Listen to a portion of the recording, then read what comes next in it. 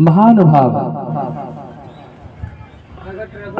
आदरणीय, अर्चनीय, वंदनीय मातृशक्ति,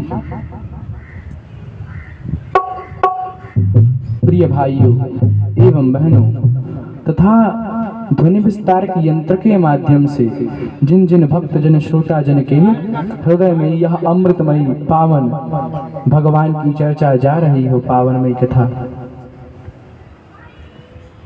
उन सभी के हृदय में विराजमान मेरे इष्ट देव भूत बावन देवादिदेव महादेव के चरण कमलों में मेरा बारंबार प्रणाम है। सिया राम मैं सब जग जानी,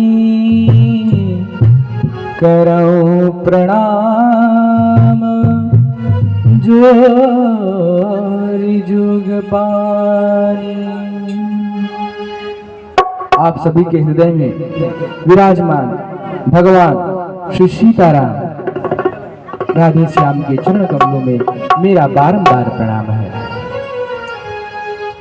हम सभी आज यहाँ भगवान की इस पावनमय अमृतमय कथा को श्रवण करने के लिए पुनः कल के भांति एकत्रित हुए हैं, लेकिन भगवान की कथा में आकर और तुरंत बैठ भगवान की कथा सुनना प्रारंभ नहीं कर देते, क्योंकि जिस मार्ग से हम आए हैं कई विचारों को व्यविचारों को देखते हुए आए, मन में अनेक प्रकार के विकार चल रहे हैं, मन भ्रमित हो रहा है, क्या करना चाहिए क्या नहीं करना चाहिए इसका सुध नहीं मिल रहा है। अभी मन भटका हुआ है और इस मन को वश में करने के लिए हमें प्रभु के नाम का संकीर्तन करना पड़ता है कि हमारा जो भटका हुआ मन है वह एक स्थान पर आकर और एकत्रित हो जाए।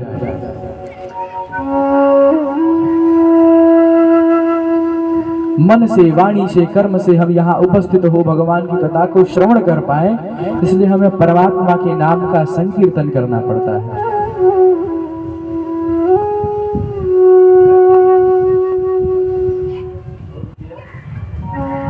कहते हैं जो प्रभु के नाम का संकीर्तन करता है उसका मन समस्त व्यभिचारों से दूर रहता है, केवल सत्संग में लगा रहता है और उसके मन में कभी भी दुष्कृत विचार नहीं आते,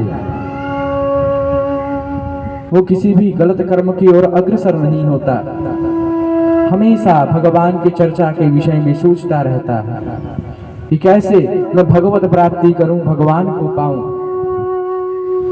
इसी के मार्ग पर हमेशा चलने का उपाय ढूंढता रहता है जो भगवान के नाम का संकीर्तन करता है।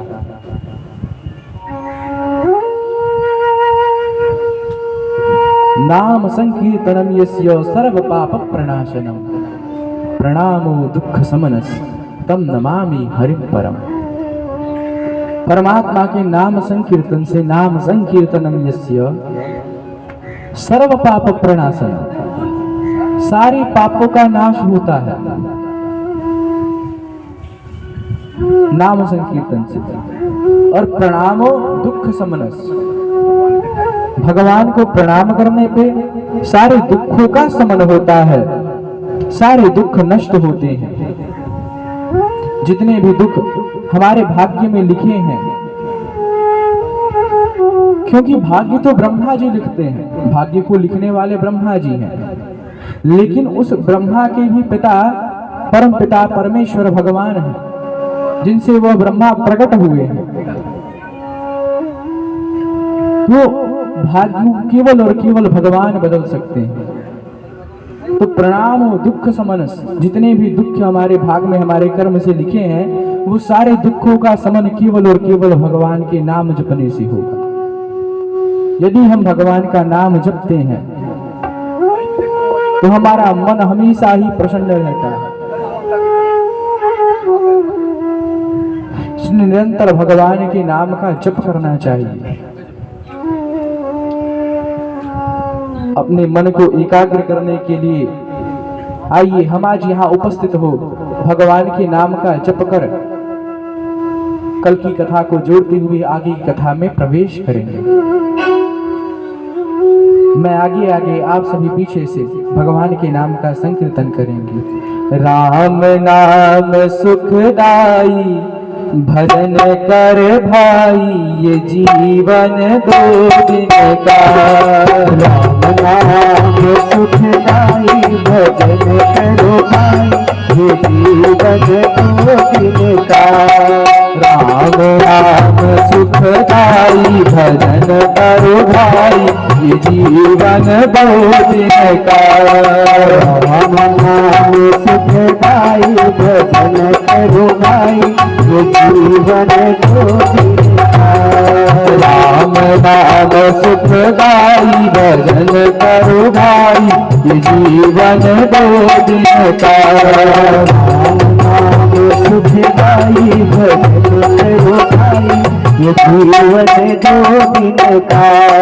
ये पद है कागज की पुड़िया, ये पद है कागज की पुड़िया, ये तन है कागज की पुड़िया, ये तन है कागज की पुड़िया। हवा लगी उड़ जाई भजन करो भाई, ये जीवन दो दिन का। हवा लगी उड़ जाई भजन करो भाई, ये जीवन दो दिन का।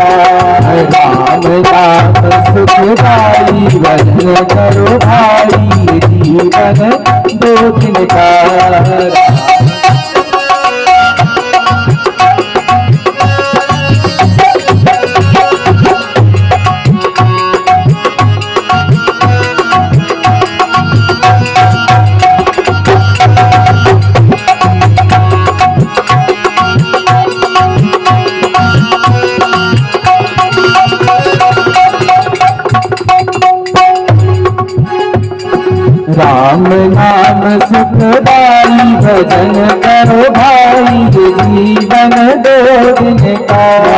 राम नाम सुखदाई भजन करो भाई, ये जीवन दो दिन का।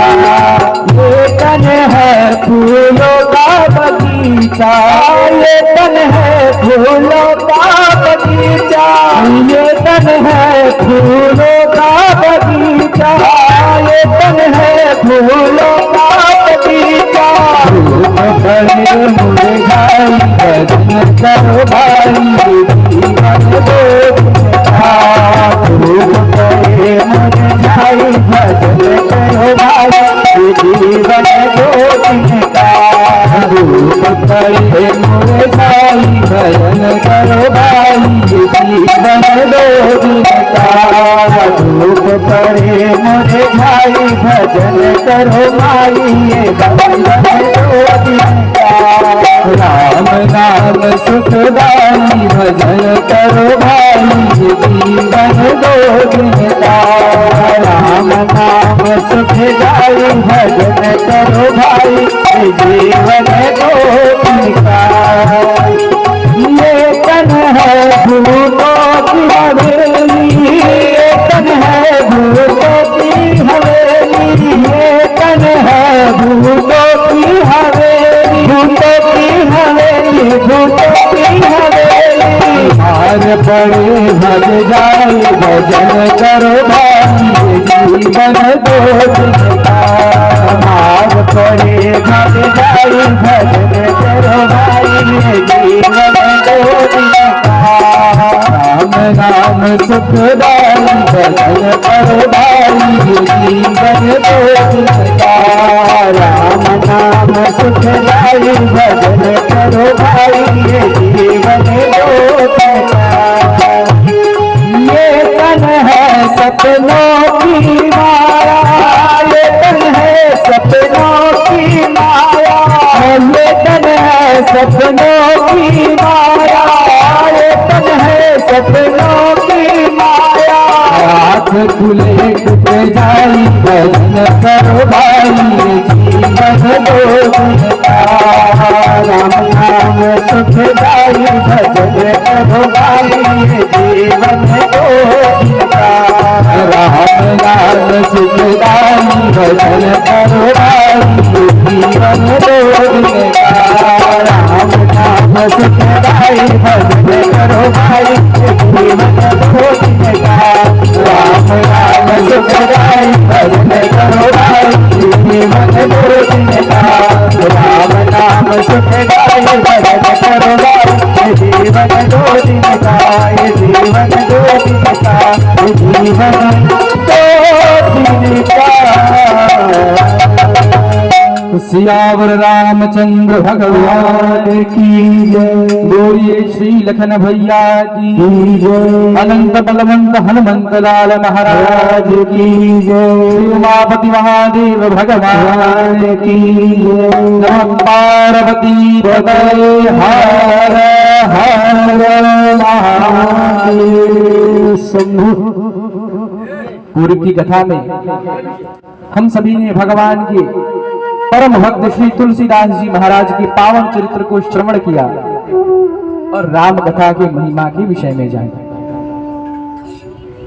हम सभी ने भलीभांति 7 श्लोकों का अर्थ समझा। आगे गोस्वामी तुलसीदास जी माता सीता, भगवान श्री राम, महामुनि वाल्मीकि एवं समस्त जगत के आधार, समस्त जगत की कर्ता, सबको बल प्रदान करने वाले श्री हनुमंत लाल जी, प्रथम पूज्य श्री गणेश जी महाराज एवं हम सबको ज्ञान देने वाली ज्ञान की अधिष्ठात्री देवी माता सरस्वती, इन सब की वंदना करते हैं गोस्वामी तुलसीदास जी। एवं हम सबको बताते हैं कि यह विद्या जो है ये बड़ा ही गहन है। आप पढ़ते पढ़ते थक जाएंगे लेकिन संपूर्ण शास्त्रों का बोध नहीं कर पाएंगे।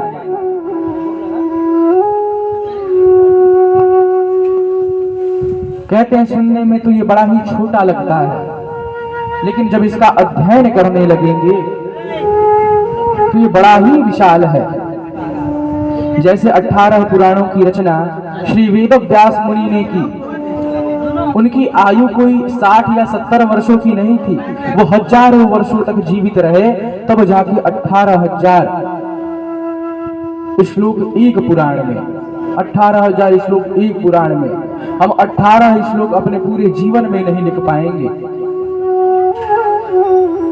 और वो कुल मिलाकर 4 लाख श्लोक लिखकर चले गए पुराणों में।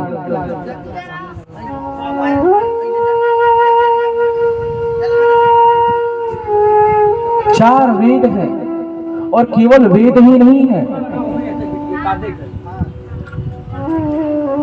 वेदों के उपवेद भी हैं। केवल वेद रहते तो लोग पढ़ लेते, लेकिन वेदों के उपवेद भी हैं, उसे कौन पढ़ पाएगा। एक वेद को पढ़ना रटना तो बड़ा आसान है, लेकिन उन मंत्रों को, उन ऋचाओं को समझना, उनके अर्थ के विषय में जानना, यह बड़ा कठिन है। 4 वेद हैं और इनके एक एक उपवेद है, इनकी शाखाएं हैं।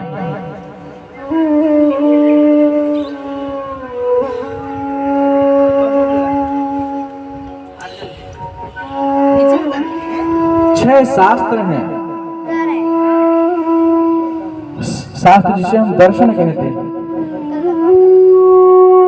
न्याय शास्त्र, वैशेषिक शास्त्र, सांख्य शास्त्र, योग शास्त्र, पूर्व मीमांसा शास्त्र एवं वेदांत शास्त्र। न्याय शास्त्र के प्रणेता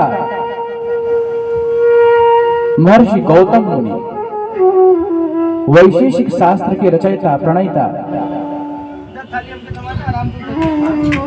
महर्षि कणाद मुनि, सांख्य शास्त्र के रचयिता महर्षि कपिल मुनि, और योग शास्त्र तो आज के समय में अधिकतम व्यक्ति जानते हैं। कई लोग योग शास्त्र पढ़ते हैं, योग करते हैं। योग शास्त्र के रचयिता महर्षि पतंजलि मुनि, पूर्व मीमांसा शास्त्र के रचयिता महर्षि जैमिन मुनि। और वेदांत शास्त्र जिसे हम दर्शन कहते हैं उसके रचयिता महर्षि वेदव्यास हैं। हमारे मन में यह बात चल रही होगी कि ये तो कवि होंगे इसलिए इतने शास्त्रों की रचना कर पाए, बहुत बड़े विद्वान होंगे इसलिए इन सभी शास्त्रों को गा पाए, हम तक पहुंचा पाए। लेकिन ऐसी कोई बात नहीं है, किसी कवि के वश का नहीं कि वह इतने शास्त्रों की रचना कर दे या इतने शास्त्रों को गा दे।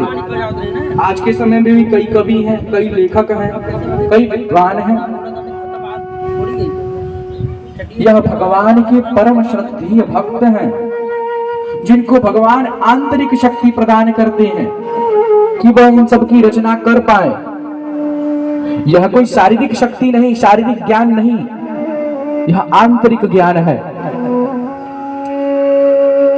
महाराज श्री सूरदास जी के पास नेत्र नहीं थे, लेकिन वह ज्योतिष के बहुत बड़े मर्मज्ञ थे। कई श्लोकों की रचना उन्होंने ऐसी की है जिसको हम समझते रह जाएंगे और समझ नहीं पाएंगे। बड़े गहन गहन श्लोक हैं। तो क्या वो कोई विद्वान थे? उनके पास तो दृष्टि ही नहीं थी। विद्वान होंगे वो बहुत बड़े, लेकिन भगवान ने उन्हें आंतरिक दृष्टि दी थी। भगवान ने उन्हें अंदर से ज्ञान दिया था, जिस ज्ञान के कारण वह हम इस जगत को प्रकाश प्रदान कर पाए, इस जगत को प्रकाशित कर पाए।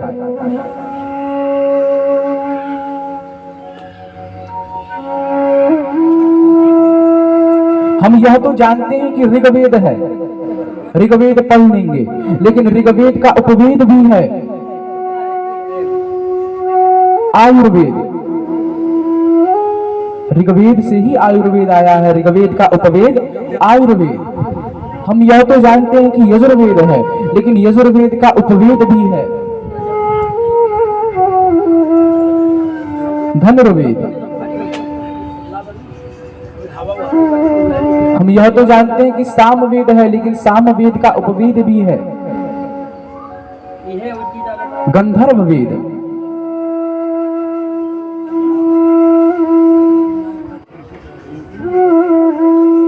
हम यह तो जानते हैं कि अथर्ववेद है, लेकिन अथर्ववेद का उपवेद भी है स्थापत्य वेद या शिल्प वेद। तो यह चार वेद और उसके उपवेद ज्ञान तो अपार है। इसको पढ़ते पढ़ते पढ़ते पढ़ते कभी हम पूरा नहीं कर पाएंगे कि हमारी आयु केवल 60 वर्ष की, और हम पढ़ना प्रारंभ करेंगे तो 10 वर्ष की आयु से हमारे पास बचा 50 वर्ष, और 50 वर्ष में हम यदि 5-5 वर्ष भी एक एक पुराण पर देते हैं तो हमारा जीवन पढ़ते बीत जाएगा। हम अपने परिवार के लिए या जो कर्तव्य हमारा, उस कर्तव्य को हम पूर्ण नहीं कर पाएंगे। तब पर भी इन सारे पुराणों को, इतिहासों को पढ़ नहीं पाएंगे, कुछ ना कुछ शेष ही रह जाएगा। इस बात की गोस्वामी तुलसीदास जी को बड़ी चिंता हुई। तब जाकर उन्होंने इन सबका सार इस रामचरितमानस में डाला। इस रामचरितमानस में, इस मानसरोवर में उन्होंने उन सबके सार के जल को लाकर एक लोटे से और इसमें डाल दिया, थोड़ा थोड़ा थोड़ा थोड़ा।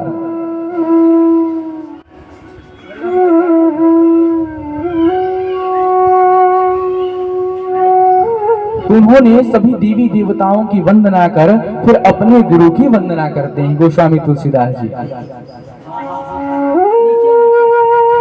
वंदो गुरुपद कंज कृपा सिंधु नर रूप हरि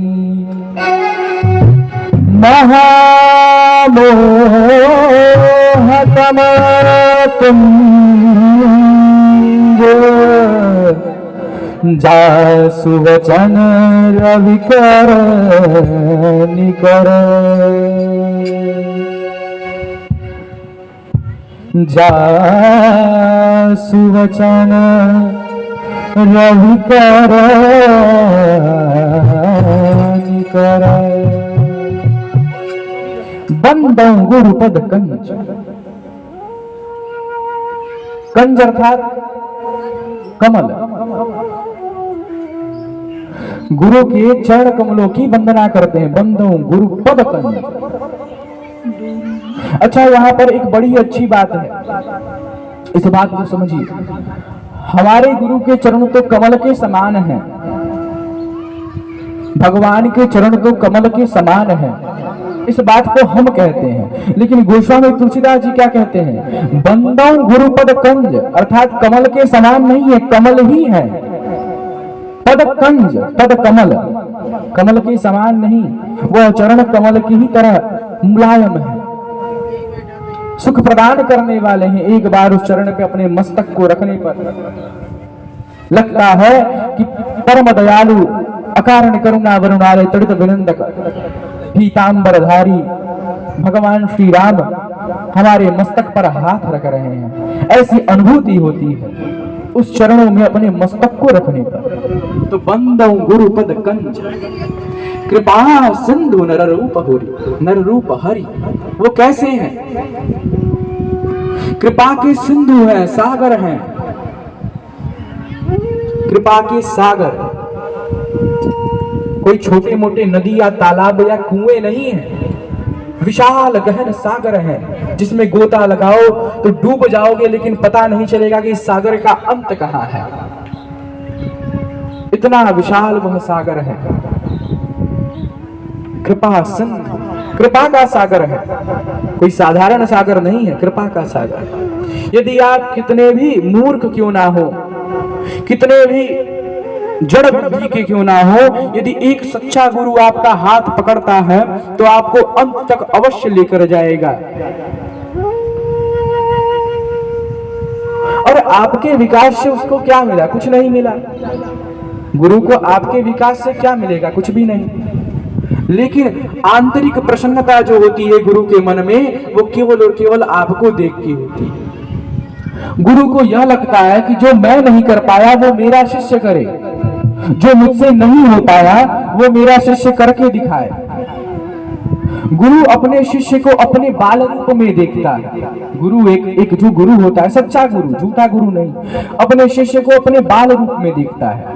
जो चीजें मैं अपने जीवन में नहीं कर पाया वो अपने जीवन में मेरा शिष्य करे। नरहरिदास जी बड़े ही उद्भट विद्वान और बड़े ही पावन श्रद्धेय गुरु थे, बहुत विद्वान थे। लेकिन गोस्वामी जी से वो क्या चाहते थे कि जो मैं अपने जीवन में नहीं कर पाया वो ही अपने जीवन में करे। और आज हम नरहरिदास जी को किस नाम से जानते हैं? कि वो गोस्वामी तुलसीदास जी के गुरु जी थे। हम इस नाम से तो नहीं जानते कि नरहरिदास जी के शिष्य गोस्वामी तुलसीदास जी थे। बात तो वही है, लेकिन नरहरिदास जी को गोस्वामी तुलसीदास जी के नाम से जाना जाता है। क्यों? क्योंकि एक गुरु केवल और केवल यही मन में आकांक्षा रखता है कि मेरा शिष्य कुछ बहुत बड़ा करे, क्योंकि वो गुरु कृपा का सागर होता है, उसके अंदर ईर्ष्या नहीं होती। संसार में केवल 3 लोग ही होते हैं जिनके मन में आपके प्रति ईर्ष्या नहीं होती। पहला गुरु, गुरु के मन में कभी भी आपके प्रति ईर्ष्या नहीं हो सकती कि मुझसे ज्यादा विकास कर रहा है, मेरा ही। गांव में कहावत चलती है ना, वो कैसे गुरु चीनी रह गए चेला चीनी बन, एक कहावत चलती है गांव में। तो गुरु के मन में यह बात कभी नहीं आती, लोगों ने बना दी है, लेकिन गुरु के मन में ईर्ष्या कभी नहीं होती।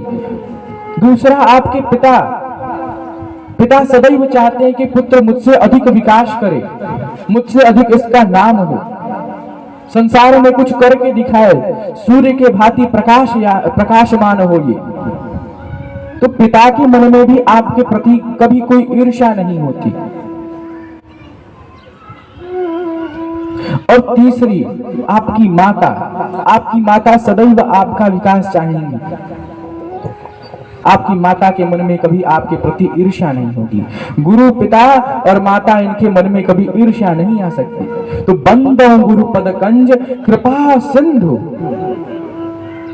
नर रूप हरि, जो नर के रूप में स्वयं हरि है। गुरु कोई साधारण मानव नहीं है, नर के रूप में साक्षात श्री हरि है, नर रूप हरि। यहाँ पर गोस्वामी तुलसीदास जी अपने गुरु का भी नाम लेते हैं, नर हरिदास। तो नर रूप हरि, नर हरि। तो वह गुरु कोई साधारण नहीं है, वह स्वयं नर रूप में नारायण के अवतार है।